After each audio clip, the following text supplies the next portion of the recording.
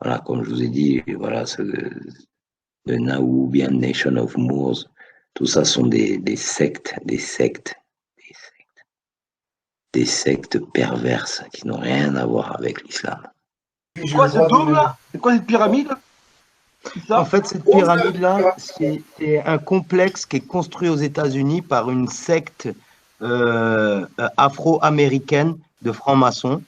Ok. Ils sont des Black Shriners, tu vois, ces gens-là, Les Black les, Shriner, les, ok, d'accord. les potentates, ceux qui portent là sur leur tête, il Ouais, y a ouais. le croissant de lune renversé, tu vois, et avec Yes. l'éclair et le compas. En fait, c'est une secte qui est dérivée des Five Percenters. Donc voilà, je vous ai dit tout à l'heure, Malakizi York L. Comme vous verrez, lui, Dwight York. Hein. Alors ce mec-là, voilà, il vient, qui se fait appeler Malakizi York. Hein. Vous verrez, c'est des gens, voilà, qui ont fondé des sectes à partir de du black nationalisme, un pseudo-islamique, thème et de judaïsme. Alors c'est Nubian Islamic Hebrew. Vous voyez vraiment le New Age complet patchwork avec des dérivés de l'ancienne Égypte, des trucs de UFO, religion, de la cryptozoologie, avec de la conspiration, de la théorie, voilà. Alors il a fondé Tamaré, le mec. Voilà, c'est une ville. Vous voyez la pyramide. Le mec, il a fondé une ville, quoi. Son temple, c'est carrément une pyramide. Il a fait bâtir ça avec une autre et tout. C'est pas des malades, les mecs, quand même. Franchement. Et ils sont s'appeler musulmans ou islamiques. Ils font des trucs, des détournements. C'est des pervers, quoi. Alors, voilà. Euh, on fera une autre vidéo parce que déjà ma vidéo d'introduction, elle est longue. Donc, voilà. Je vais revenir sur la page de. Voilà, c'est ce mec-là, Dwight D. York, dit Malakizi York, L. C'est des mecs qui se donnent des noms de ouf. Alors, quand on lit, je vais revenir, hein, mais on voit la référence, hein, voilà. Et il se faisait appeler Imam Issa, et il a combiné des éléments du Moorish Zion Temple of America, de la Nation of Islam et de la Nation Gods and Earth, comme je vous ai dit. Ces gens-là qui mettent Allah là et après vous mettent Gods and Earth in the name. C'est euh, c'est vraiment voilà, the 5% Nation. Dit le fondateur de ça, c'est ce mec-là. Et le gars, il disait qu'il était la réincarnation de Allah, qu'il était Allah. Astaghfirullah. Il dit Allah the Father. Il s'appelait comme ça, le mec. C'est pas de la perversité du shirk de ouf, ça. Ça, c'est des sectes. Les gens qui parlent de soufisme et qui disent oui, c'est une secte, le soufisme, c'est Al-Irsan, c'est la science du tasawwuf, c'est le cœur de l'islam. C'est révélé dans le Coran et dans la Sunna. Il y a des tas et tas de passages qui parlent de ça, de Al-Irsan, du dhikr, et plein d'autres. Mais par contre, et les gens qui disent que le soufisme c'est une secte, ils ont rien compris.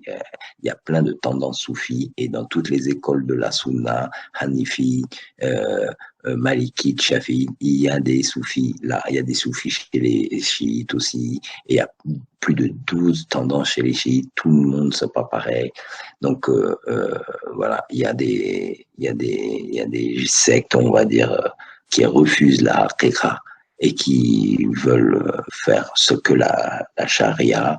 Donc ils ont limité leur compréhension, voilà, au terrestre. Et ils veulent pas aborder le spirituel, l'ésotérique et le mysticisme musulman. Mais ça, c'est pas le mysticisme musulman. Ça n'a rien à voir avec le Saint-Coran. Là, c'est des textes qui sont basés sur rien, sur le Coran. Il n'y a rien du Coran, il y a rien, il y a pas même, ils n'ont même pas pris un verset du Coran dans leur truc. Leur doctrine, ça n'a rien à voir. Eux, c'est vraiment des sectes, ce qu'on appelle des sectes.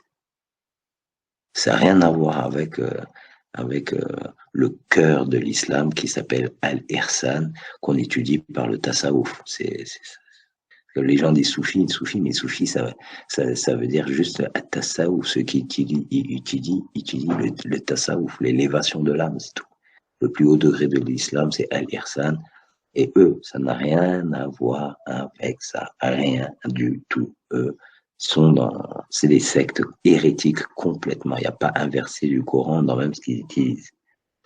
Alors voilà. Donc c'est juste pour vous dire, les 5%ers, c'est eux qui disent justement 5%ers nation, c'est-à-dire qu'il y a au moins 5 à 10% de la population afro-américaine qui n'est pas descendant de déportés d'Afrique, mais qui sont des Maures qui ont voyagé des centaines d'années avant Christophe Colomb, qui avait établi en peuple, en nation, et qui étaient indigènes d'Amérique avant que les Européens arrivent.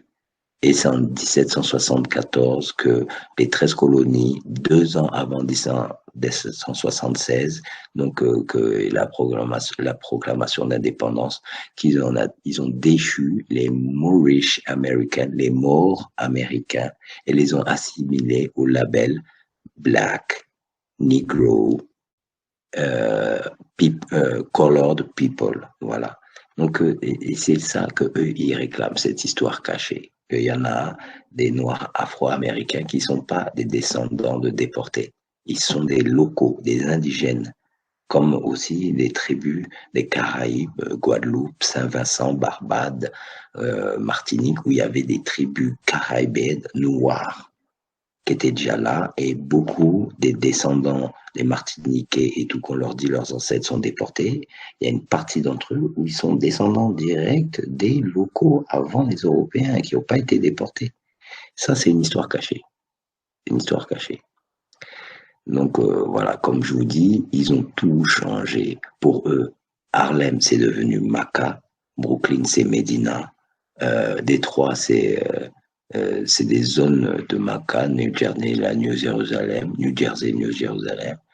Chicago, c'est Medina, Queens, c'est The Desert, Connecticut, c'est New Haven, New Rochelle, c'est Dallas, c'est Soudan, Seattle, c'est Morocco, Saint-Louis, c'est Saoudi. Ils ont tout changé. Après, je vais rentrer dans les détails, mais ils sont rentrés dans leur enseignement, le Supreme Mathematics, Supreme Alphabet, Asiatic Black Man is God. Voilà, eux, c'est des sectes qui ont perverti le nom de l'islam, parce que dans leur enseignement, il n'y a rien d'islamique. Hein. Vous allez voir, mais voilà, le 5%er, c'est ce gars-là qui a splitté de la Nation of Islam et qui a fondé sa propre secte. Et comme je vous ai montré, de 5%ers, aujourd'hui, ça donne ça, quoi. Ça a donné le hip-hop, hein. Ça a donné le hip-hop, voilà, tous ces gens-là, ils sont dans ces sectes-là, quoi. Regardez ce qu'il a, c'est le symbole des 5%ers. Hein. Voilà, comme je vous dis, the gods and earth, in the name of gods and earth. Ils sont pas du tout dans le tawhid, c'est-à-dire Allahu wahidun ahadun. Hein? Dieu est unique. Wahdahu la sharika lahu. Il est unique et sans associé.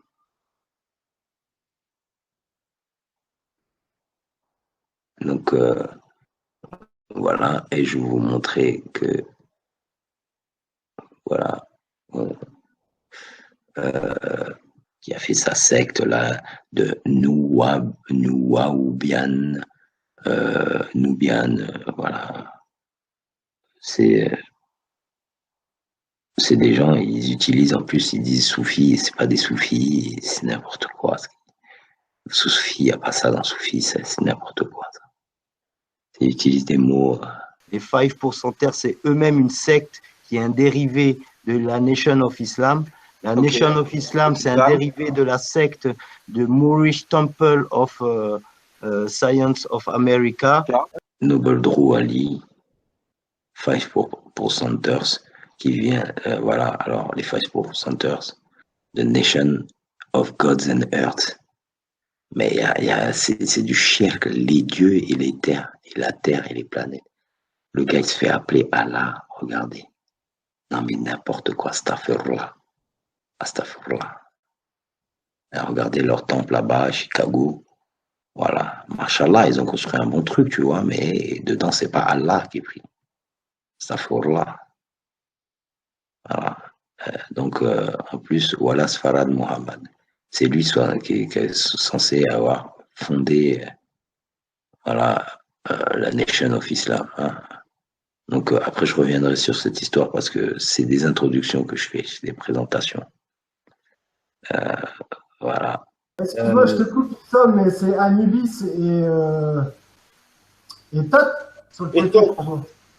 Ah, il y a moyen, je te dis, eux, ils ont repris toute la cosmogonie maçonnique, carrément. Le gars, si tu veux, c'est il a fondé carrément un complexe, tu vois. Regarde, il est là, ce complexe-là, et il a fait construire des pyramides avec des temples, des écoles et tout. Voilà, c'est une secte, regarde ici. Les gars, il a fait reconstruire. Ah, yeah, je vois ça, ouais. Tu vois ce que je veux dire? Et ce lieu-là, ça s'appelle Tamaray. Tu vois, en fait. Mais c'est une des loges franc-maçonniques, de toute façon. Ah, ouais, carrément. Ils font partie de la loge des Black Shriners, la loge afro-américaine qui a été fondée par Prince Hall. Prince Hall. Et la Selassie, là, en faisait partie. Hein. Exactement. C'était un Black Shriner. Et la Selassie, le roi d'Éthiopie, faisait partie de ça. Hein. Mon idole, mon maître spirituel, faisait partie des francs-maçonniques, bien sûr. D'accord. Donc, mais ça, c'est aussi, c'est très peu connu, mais en fait, c'est vrai. Ils appelaient ça les races pour se moquer des Éthiopiens, parce que race, ça veut dire deux choses, quoi. C'est à la fois, ça veut dire tête, en amharique, et ça veut dire tête, en même temps, ça veut dire couronnement, la royauté aussi. C'est comme un duc, Black Shiner. un truc comme ça. Rastafari, Black Shiner, c'est ça qui est marqué. Black Shriner, ouais. Donc, quand on regarde, par exemple, Marcus Garvey avec le costume des Templiers, oui. Tu vois que en dessous de ses pieds, il y a un damier, tu vois carrément. Et quand tu regardes la biographie de Marcus Garvey, tu vois que son père était franc-maçon et que quand il avait l'âge de 12 ans, son père l'a enterré dans une tombe, dans un cimetière. Oui, c'est l'initiation de son père, tu vois. Ouais, pour aller de nouveau, ouais, ça je connais, ouais, je sais. Alors, regarde bien le potentate qu'il y a là avec ces filets-là, ça signifie la connaissance.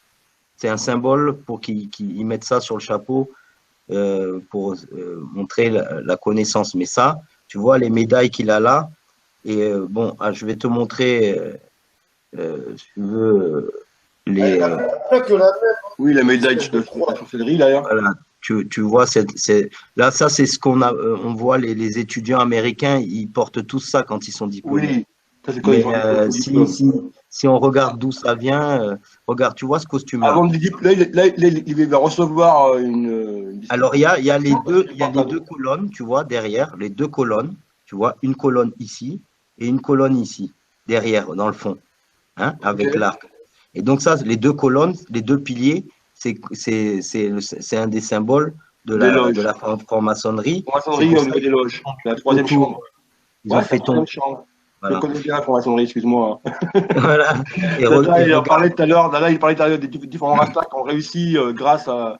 Hein, on ne citera pas de nom, hein, qui ont réussi dans le reggae grâce à la franc-maçonnerie. Comme Vibes Cartel. Hein. Oui. Il est monté vite, mais il est descendu vite aussi. Mais regarde, voici le damier, tu vois, ici.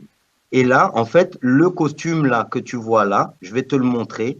Tu vas voir, ça, c'est le costume de Knight Templar, c'est-à-dire c'est quand quand tu reçois l'initiation des chevaliers templiers, tu portes Templiers. ce costume-là. Oui, Donc, oui.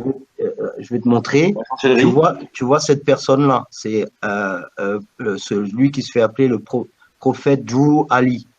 Oui. Voilà. Donc, l'influence de ce gars-là sur Marcus Garvey, il faut regarder peu de gens, les Rastas, ils ne parlent pas de Noble Drew Ali. D'ailleurs, les symboles que le frère nous partage sur la hymne et la Sélassié. Ouais, c'est la photo du costume que je voulais montrer, en fait. Avec l'étoffe franc-maçonnique, la chancellerie. C'est des costumes d'initiés. Oui, oui, c'est ça. Oui. Tu mets pas ça pour décorer quand tu portes Ah ça. non, tout à fait, c'est bien. Malheureusement, Issa, tu parles à un enfant qui est de famille franc-maçonnique. Ouais. Tu vois, j'ai pas honte à le dire, je le dis, voilà, tu vois, voilà.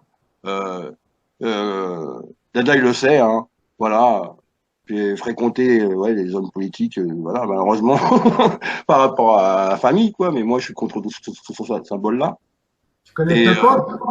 Comment? Et moi, je pense qu'il y a des francs-maçons qui savent pas que là où ils sont, c'est pas un bon truc, quoi. Ben non, Je pense malheureusement, voilà. qu'à un moment donné, il y en a des gens, ils vont là-dedans, mais ils cherchent une spiritualité ou peut-être un groupe, je sais pas, pour faire quelque chose. Ils pensent que c'est humaniste ou quoi. Il y a des gens, tant qu'ils sont pas, tu montes pas en grade, on va dire, il y a des gens, ils vont là, ils savent même pas qu'est-ce que c'est, quoi, vraiment. Ben, moi, je suis contre ça, mais bon, malheureusement, j'ai mangé avec des gens comme ça, hein, j'ai grandi avec ces gens-là, quoi.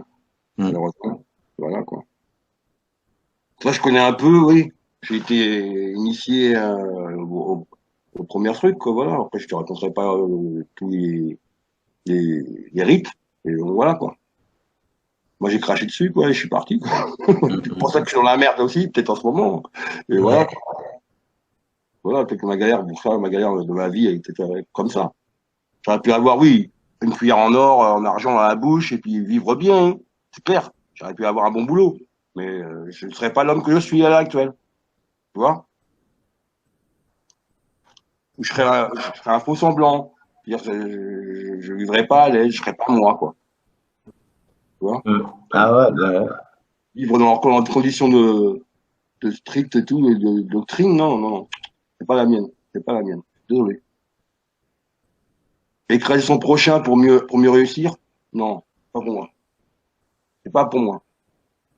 Je faisais la bonne direction. Ah, ou esclavager son prochain pour pouvoir réussir. Voilà ce que certains ont fait. Ou dictat, je sais pas comment dire ça. Mais et là, il n'était pas spécialement tout bleu tout flamme, hein. Voilà, Joseph Nathaniel Ibert, je vous ai montré Ancient Order of Ethiopia Masonic Lodge. Hein, et donc Joseph Nathaniel Ibert et avec Leonard Percival Howell, Archibald Dankley et Robert Heitz, les premiers prêcheurs du mouvement Rastafari en Jamaïque. Après la couronnement de Tafari Haile Selassie Ier, hein, le 2 novembre 1930. Il n'y avait pas donc de Rasta avant, puisque c'était donc tout ça 1930, vous voyez, c'est après Noble Drew Ali, après Marcus Garvey, après tous ces gars-là. Hein. Mais regardez, Joseph Nathaniel Ibert, à l'âge de 18 ans, il va au Costa Rica et il passe 20 ans là-bas dans les travaux de la ferme et il devient membre de l'Ancient Order of Ethiopia Masonic Lodge. Hein.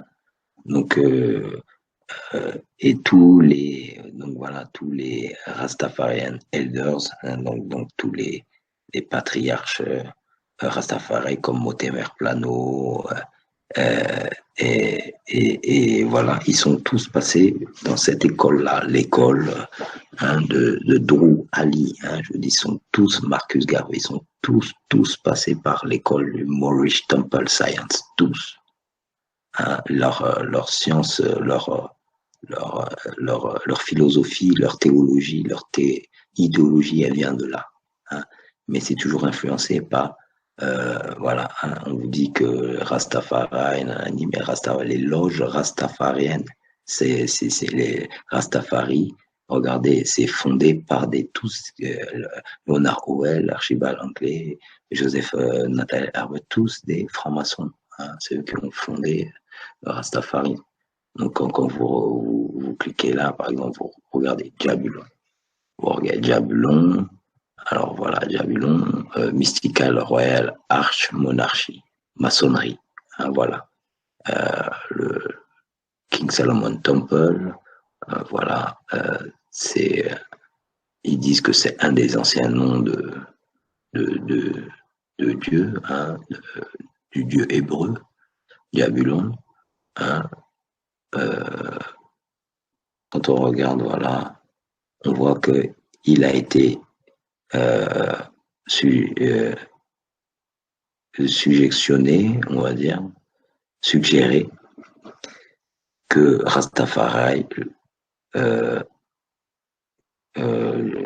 avec le mot Dieu, c'est-à-dire l'a remplacé par Jah, qui vient du terme Jabulon.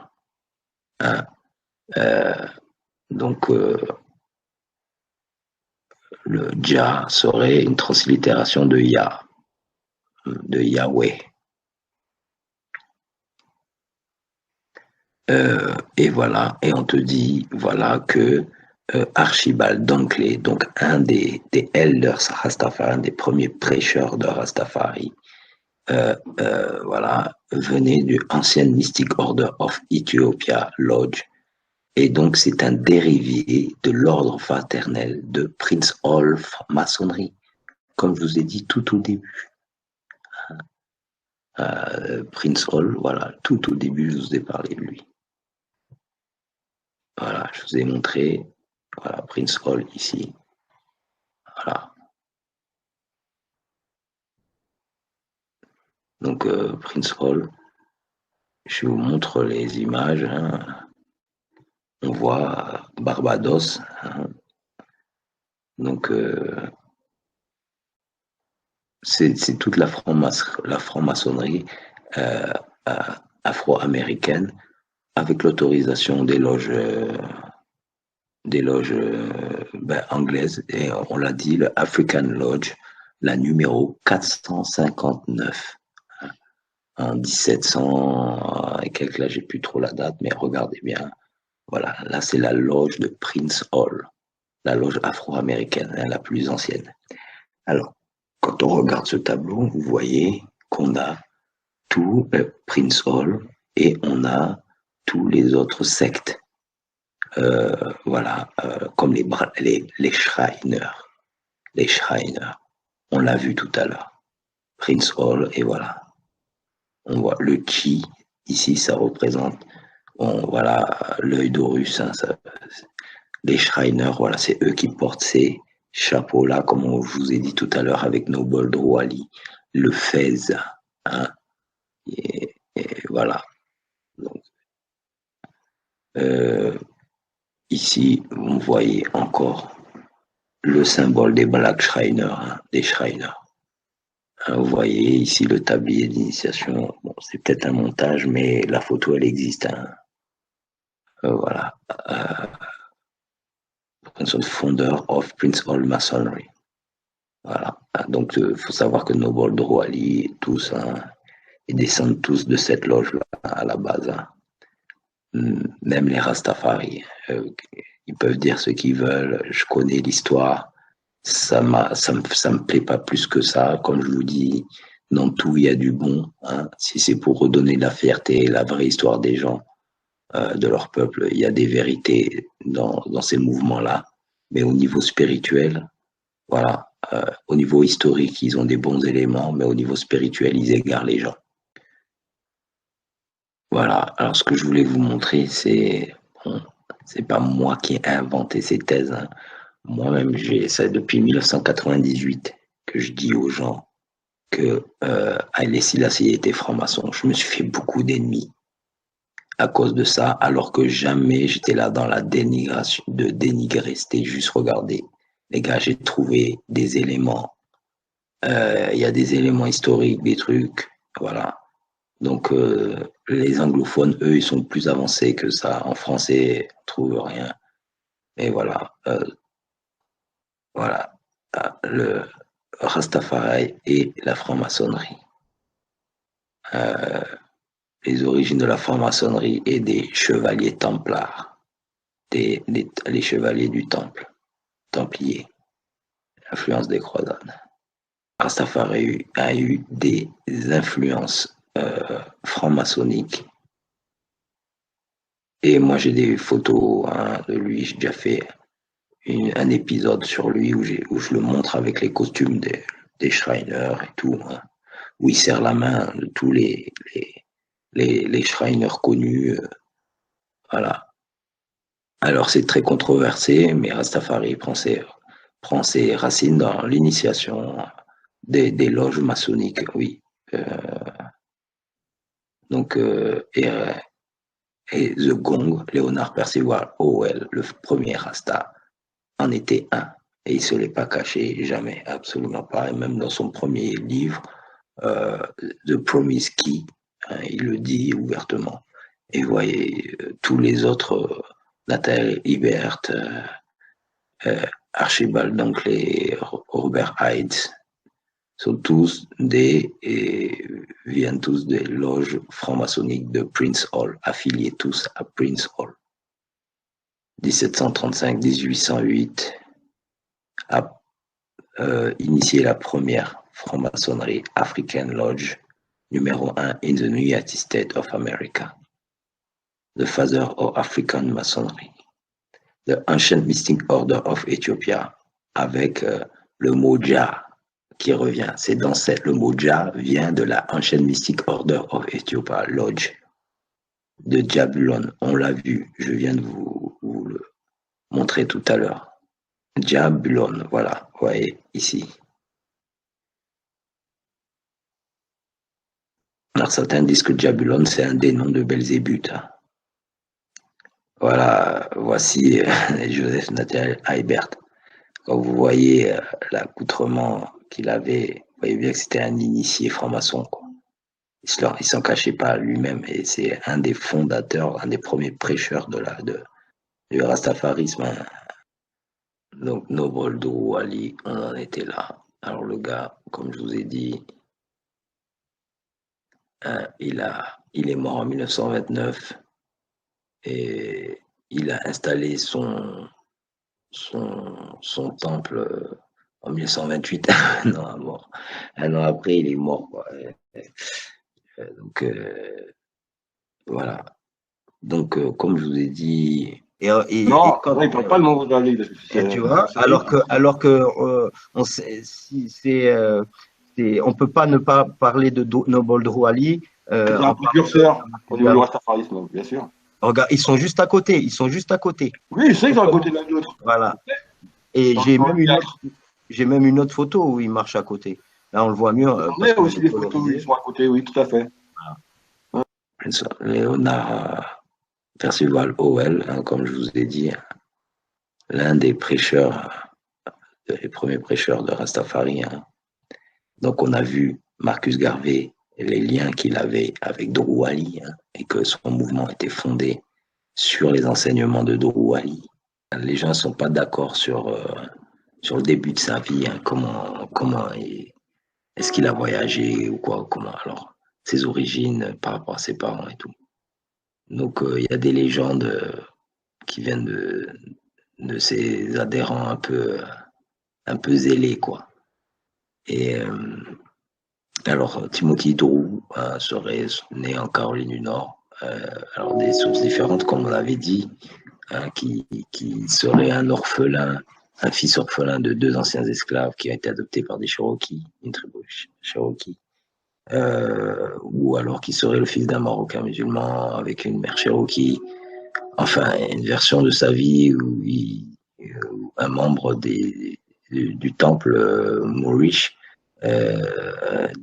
tient des propos comme quoi Drew Ali était élevé par une tante abusive et que un de ces jours, elle l'a jeté dans un fourneau, donc ça l'a fait péter un câble, hein, et que genre il est parti tôt, il a fui, quoi. à 16 ans, il a rejoint une bande de gypsies, donc de vagabonds, on va dire de gitans, je sais pas, gypsies c'est gitans, et qui l'auraient emmené à voyager avec eux dans leur troupe, jusqu'en Égypte, au Maroc et dans le Middle East, le Moyen-Orient. Donc Drouali aurait voyagé de cette manière-là. Alors quand on regarde, il est né en 1886. S'il aurait voyagé à partir, donc il serait fui vers l'âge de 16 ans. Bon, je ne sais pas s'il a rencontré tout de suite les gitans, mais il aurait pu, entre 16 et 18 ans, voilà, un peu vagabonder, faire des petits boulots, comme il avait dit. Des gens l'ont vu vendre des tickets dans le train, il y en a qui l'ont vu, enfin, bosser dans le train, quoi, comme boy dans le train, il y en a qui l'ont vu. Il dit qu'il a fait, voilà, bosser dans un cirque en tant que magicien, enfin, des trucs comme ça, mais bon, à 16 ans, voilà.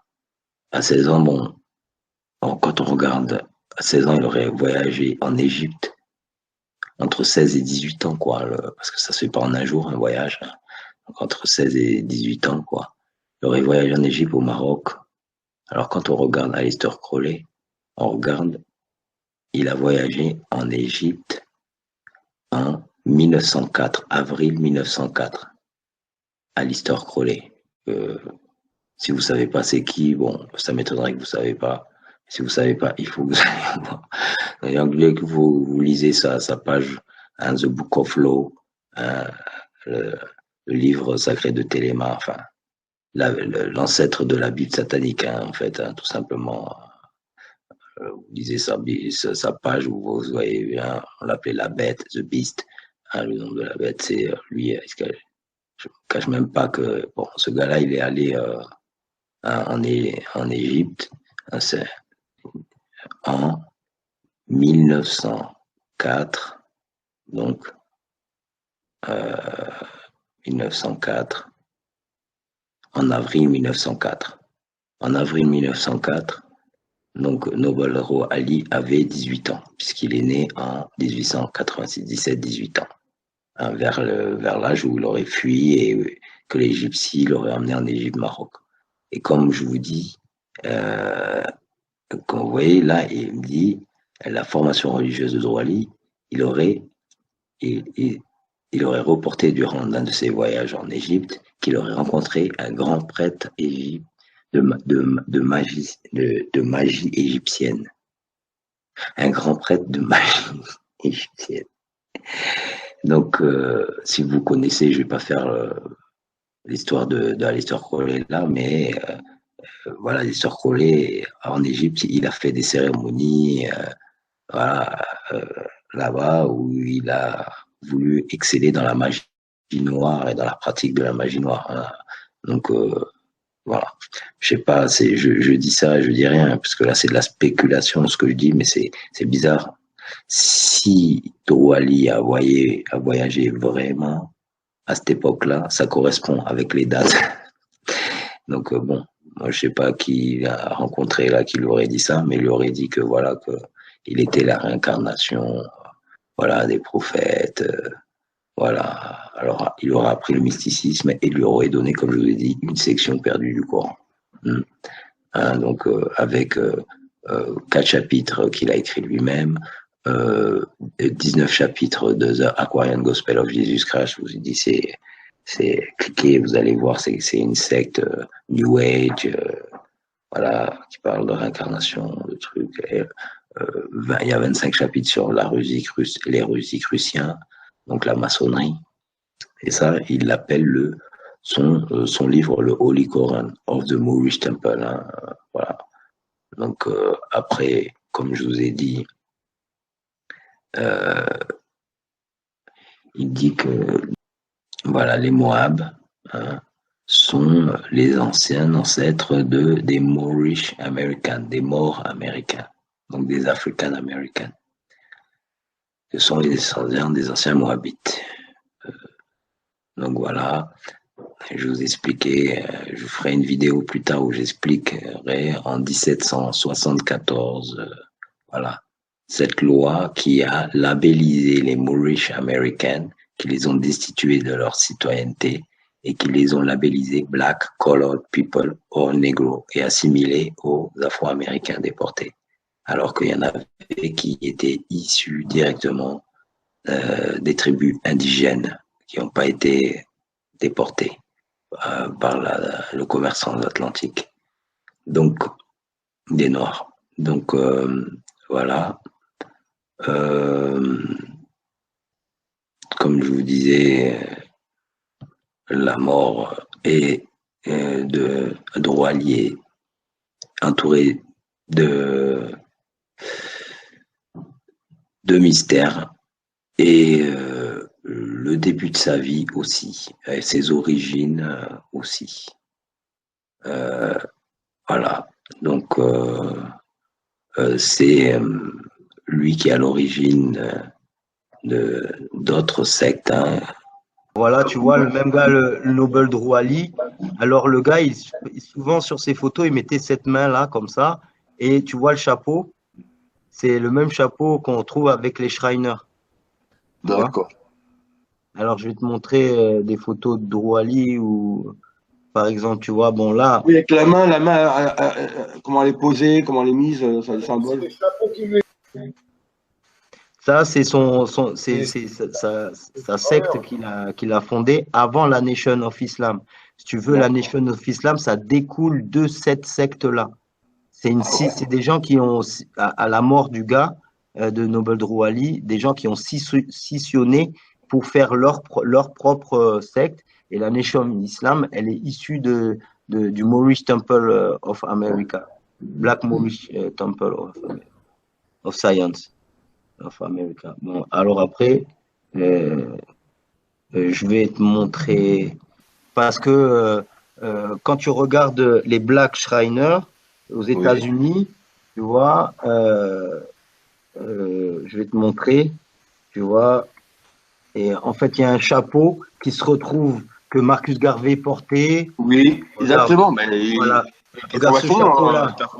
Marcus Garvey. Il y a pas, voilà, regardez ce symbole. Hein, vous voyez, et ça, ce sont les Black Shriners américains. Donc, mais il y en a à Paris, hein. Ils sont habillés tous en costard, tu vois. Voilà. Donc, c'est quand même des mouvements. Alors, leur symbole, c'est ça. Voilà. Hein, voilà. Donc, c'est les Black Shriners. Mais il y en a aussi, à Paris. Hein. Il faut savoir que quand vous regardez les Shriners, vous avez le président Truman, vous avez aussi Edgar Hoover, vous avez tout un tas de personnes qui étaient des Shriners. En fait, pour être un Shriner, il faut déjà être au préalable formation de 32e degré pour être déjà un Shriner. Donc, en fait, quand vous regardez… Ah, mais et là, c'est là, on l'a vu, il était en bas. Il y avait une négus. Sur la page d'avant, il y avait une négus. Donc, c'est vrai que dans la franc-maçonnerie, il y a ce qui a fait amener Selassie l'Éthiopie dans la modernité. Il a emmené le train, l'électrification, les écoles, les universités. Il a emmené toute la modernité, en fait, parce que il y avait une isolation du pays depuis près de 1000 ans. Pour chasser les Anglais, pour chasser les Italiens, justement. Bon, il a prévenu le monde avant. Il a prévenu le monde entier avant sur Mussolini. Tout le monde rigolait, personne ne le croyait. En 1936 aux Nations Unies, il a prévenu tout le monde. Déjà, il a dit attention, lui, il va faire péter tout, il va tout niquer. Et en fait, la Seconde Guerre mondiale n'a pas commencé en 1939, c'est absolument faux. Elle a commencé en 1936 en Éthiopie, avec le conflit Éthiopie-Italie. Et c'est là que la Seconde Guerre mondiale, elle a commencé, avec Mussolini en Éthiopie. Exactement. Quand il a eu la dépendance de l'Érythrée qui est venue italienne, tu vois, quand l'Érythrée était italienne et que lui, après, il s'est installé là-bas. Et en 1932-33, bénissait l'armée de Mussolini qui l'envoyait là-bas et qui l'appelait les races. C'est ça. En plus. C'est ça, il appelait ça les Rastas. Les races, ouais. Les races, Et, pas les Rastas, les races.